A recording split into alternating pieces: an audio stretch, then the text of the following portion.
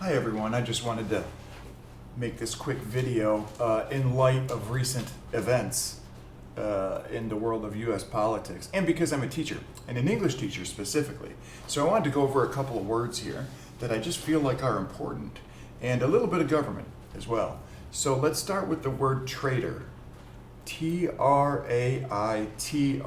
So this says one who betrays another's trust or is false to an obligation or duty, such as the obligation that a president has, the many obligations, or one who commits treason.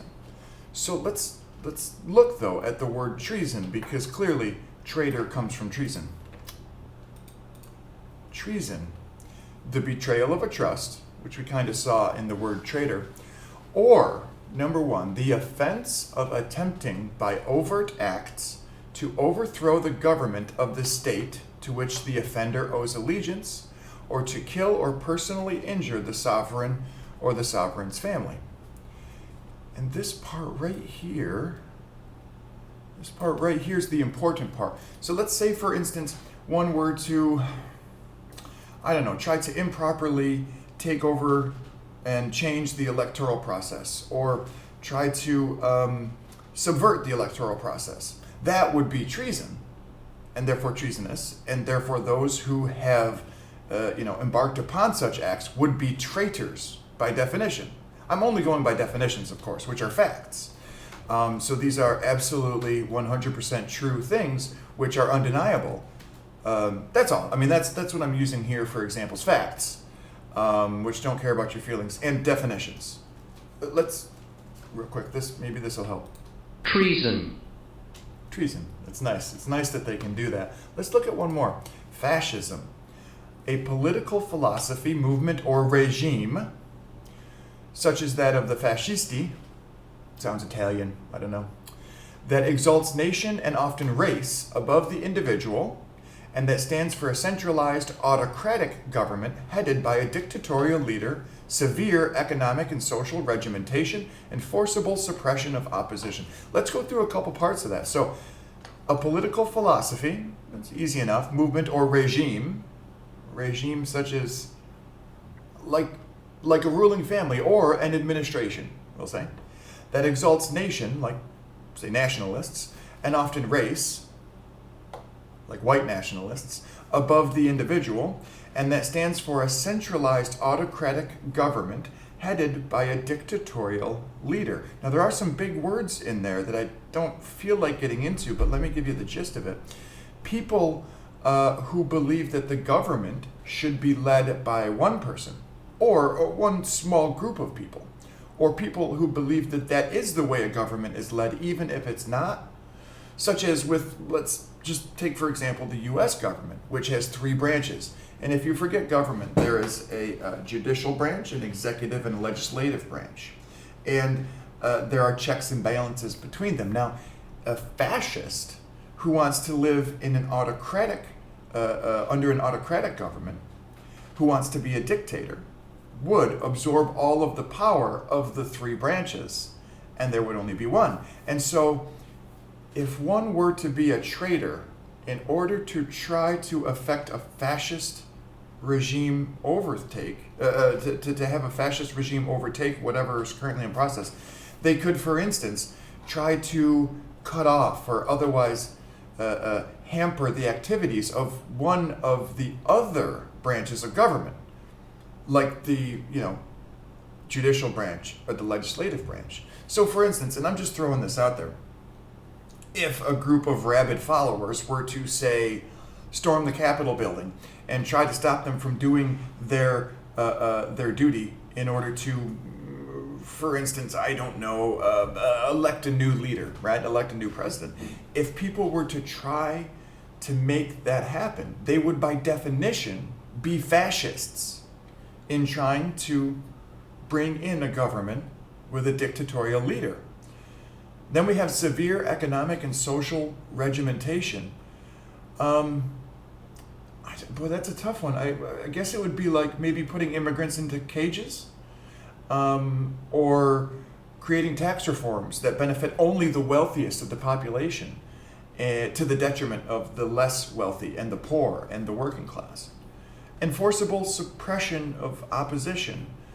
I don't know, things like using the media against opposition, or for that matter, even just having a state-run media, like, I don't know, OAN, Newsmax, or Fox News, effectively, for the last 4 years. Anyways, the next one here is just a tendency toward or actual exercise of strong autocratic or dictatorial control. So even if one fails at fascism, a tendency toward strong autocratic or dictatorial control is still fascism and would therefore be done by fascists.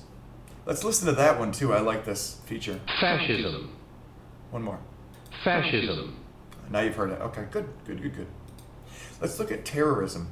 The systematic use of terror, especially as a means of coercion. So for instance, let's just use an example here. If people were trying to go about their job, and let's say that their job is to, I don't know, elect a new president, and were forced to cower in terror and to hide and to be put into secure locations because a mob of rabid morons had formed outside and were coming in to loot and to break things and to just tear apart the building for one reason or another, possibly in support of their fascist dictatorial leader with autocratic tendencies. That could be considered terrorism, and therefore the people doing so would be terrorists. And if it were to affect governmental change, they would also be traitors to their country by being treasonous. Lots of good words today. Lots of good words. Let's look up terror real quick and just see if it gives anything else. Violence, I like that number 2, the definition, by the way, not the act. Violence or the threat of violence used as a weapon of intimidation or coercion.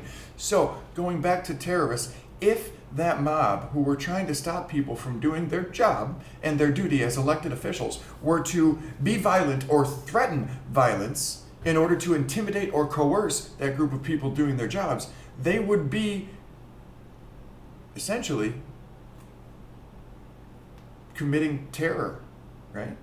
And so, again, going back to the definition of terrorists, they would be terrorists. Anyways, I just thought these were really good words. I don't know why, but they popped into my mind today, and something good to go over. Let's look at this little chart here, too, because, I haven't done government in a while. It's been, since high school, so I forget how a president becomes a president. I'm just going to leave this up here and let you guys chew on it for a couple of minutes. If you'd like to, you can feel free to pause the video. If you need a refresher, you can see what the requirements are and conventions and general election. And then, at the bottom there, do you see step 4, the electoral college, in which a state gets a certain number of electors based on its representation in Congress. Each elector casts one vote following the general election, and the candidate who gets more than half, 270, wins. So, for instance, if a candidate had gotten 306 votes, let's say, just off chance, in a general election, that candidate would then be the President of the United States. That's how the Electoral College works, which is a part of democracy in the United States. It's a part of democracy. So if you were to try to subvert that with maybe terrorism, the use of terror, violence, in order to effect an overthrow, to bring a fascist leader about, or to continue with a fascist leader if one happened to be in charge, that would be treason. That would be traitorous. And boy, I don't know what the laws are for that, but seems like they should probably be arrested, thrown in prison, hanged, I don't know, taken out back behind the shed and shot.